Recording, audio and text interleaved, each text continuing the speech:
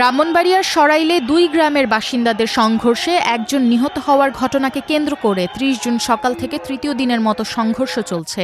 উপজেলার কালীকচ্ছ ইউনিয়নের ধর্মতীর্থ ও সূর্যকান্দি গ্রামের লোকজনের মধ্যে এ সংঘর্ষ চলছে। এর আগে ২৮ ও ২৯ জুন রাতে দীর্ঘ সময় ধরে সংঘর্ষ, ভাঙচুর ও লুটপাটের ঘটনা ঘটে। পুলিশ জানিয়েছে, কালীকচ্ছ ইউনিয়নের সূর্যকান্দি গ্রামের মোশাররফ হোসেন ও ধর্মতীর্থ গ্রামের হাদিম মিয়ার মধ্যে অর্থ লেনদেন নিয়ে বিরোধ দেখা দেয়। ২৮ জুন সন্ধ্যার দিকে এ নিয়ে উভয়ের মধ্যে কথা কাটাকাটি ও হাতাহাতির ঘটনা ঘটে। এর জেরে রোববার সন্ধ্যায় দুই গ্রামের লোকজন লাঠিসোঁটা, দা, বল্লম ও ইট পাটকেল নিয়ে সরাইল, নাসিরনগর, লাখাই আঞ্চলিক মহাসড়কের কালীকচ্ছ বাজার এলাকায় সংঘর্ষে জড়িয়ে পড়েন। সংঘর্ষে ধর্মতীর্থ এলাকার হাদিম মিয়া বল্লমের আঘাতে নিহত হন। ময়নাতদন্ত শেষে ২৯ জুন বিকেলে নিজ গ্রামে হাদিম মিয়ার লাশ দাফন করা হয়। এরপর ধর্মতীর্থ গ্রামের শত শত তরুণ যুবক লাঠিসোঁটা নিয়ে কালীকচ্ছ বাজারের শতাধিক ব্যবসা প্রতিষ্ঠানে হামলা চালিয়ে ভাঙচুর ও লুটপাট করে।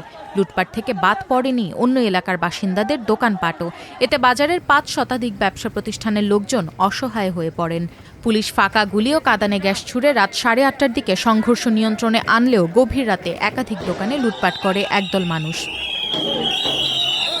৩০ জুন রাত ৯:৩০টার দিকে ধর্মতীর্থ গ্রামের মানুষের সঙ্গে আশেপাশের ৪-৫টি গ্রামের বাসিন্দারা যোগ দিয়ে বাজারে লুটপাটের প্রস্তুতি নেয়। এই সময় সূর্যকান্দি গ্রামের বাসিন্দা, বাজারের ব্যবসায়ী ও তাদের লোকজন ধর্মতীর্থ গ্রামের লোকজন ও তাদের অনুসারীরা ধাওয়া করেন।